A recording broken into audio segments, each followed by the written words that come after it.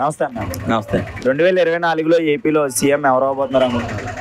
పవన్ కళ్యాణ్ అనేసి అంటున్నారు, కానీ పొత్తులో ఉన్నారు కాబట్టి టీడీపీ.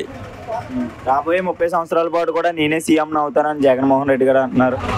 అంటే ఆయన పథకాలు కొంతమంది నచ్చిన వాళ్ళు అందరూ అలాగే అంటారు.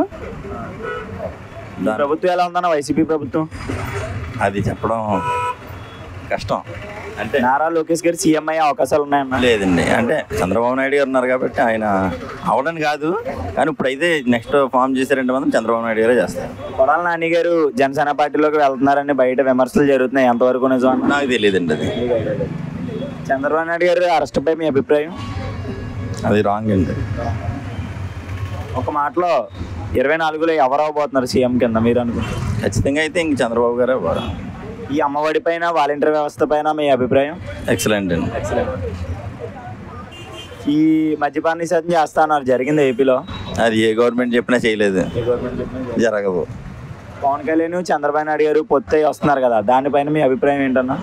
ఎంతవరకు అది గవర్నమెంట్ ఫామ్ అయ్యి రన్నింగ్లోకి వచ్చే వరకు చెప్పండి. రోజా గారు పవన్ కళ్యాణ్ గారిని, చంద్రబాబు నాయుడు గారిని ఎక్కువ వ్యాఖ్యలు చేస్తున్నారు కదా, ఎలా? అది తప్పండి, అది రాంగ్. రాంగ్ అండి అది. ఒక మాటలో 24లో చంద్రబాబు నాయుడు.